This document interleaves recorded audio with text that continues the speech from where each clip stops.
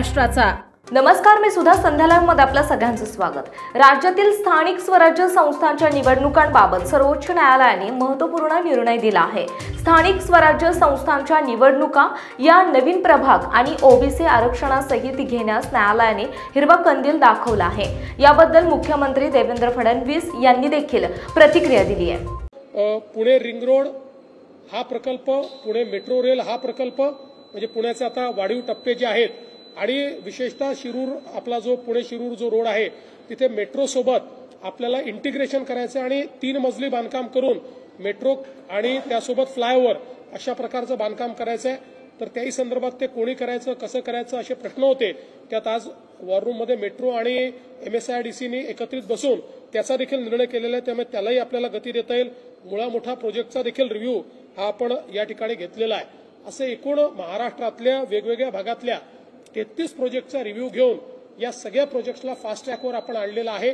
आणि आपल्या वॉर रूमचा फायदा हा होतो की सगळे अधिकारी केंद्र सरकारचे, राज्य सरकारचे एकाच ठिकाणी असल्यामुळे ज्यांनी अडवणूक केली आहे किंवा ज्यांच्या ठिकाणी निर्णय झालेले नाही आहेत ते निर्णय अत्यंत वेगाने त्या ठिकाणी होतात। त्यामुळे मला विश्वास आहे की हे जे 33 प्रोजेक्ट आपण घेतलेले आहेत हे सगळेच्या सगळे प्रोजेक्ट वेळेमध्ये आपण पूर्ण करू शकू।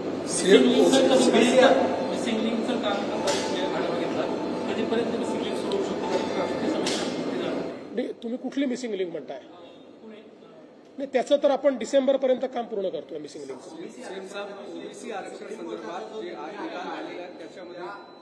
असं आहे की या निकालाचे 2 अन्वयार्थ आहे। पहिला अन्वयार्थ की मागच्या काळामध्ये सर्वोच्च न्यायालयाने आपल्याला जी डायरेक्टिव्ह दिली होती की जुन्या ओबीसी आरक्षणाप्रमाणेच या ठिकाणी निवडणुका घ्या, तीच डायरेक्शन आता कन्फर्म झालेली आहे। त्यामुळे आता सगळ्या जिल्ह्यांमध्ये ओबीसी आरक्षण हे पूर्णपणे त्या ठिकाणी या निवडणुकीत राहणार आहे। दुसरी मागणी त्यांनी केली होती की 2022 मध्ये जी काही रचना झाली होती त्याप्रमाणे, म्हणजे 3चा प्रभाग वगैरे अशा प्रकारची जी रचना झाली होती त्याप्रमाणे निवडणुका करा। आपल्याला माहिती आहे की तो कायदाच आपण रद्द केला होता। त्यामुळे सर्वोच्च न्यायालयाने सांगितलंय की आता 2022 प्रमाणे नाही तर 2017 प्रमाणेच या ठिकाणी या निवडणुका होतील। त्यामुळे या दोन्ही बाबी राज्य शासनाच्या सर्वोच्च न्यायालयाने मान्य केल्या। आम्हाला अतिशय आनंद आहे की आता ओबीसी आरक्षणासहितच या निवडणुका होण्यावर पुन्हा एकदा सर्वोच्च न्यायालयाने शिक्कामोर्तब केलं। या 32 प्रोजेक्ट्समध्ये 33 प्रोजेक्ट्समध्ये जवळपास 132 विषय होते की जे प्रलंबित होते। कुठे फॉरेस्टची परमिशन असेल, कुठे लँड ॲक्विजिशन असेल, असे वेगवेगळ्या 132 अडचणी त्याच्यामध्ये होत्या। त्यापैकी या वॉर रूम मीटिंग पर्यंत 63 आपण त्यातल्या अडचणी सोडवल्या होत्या।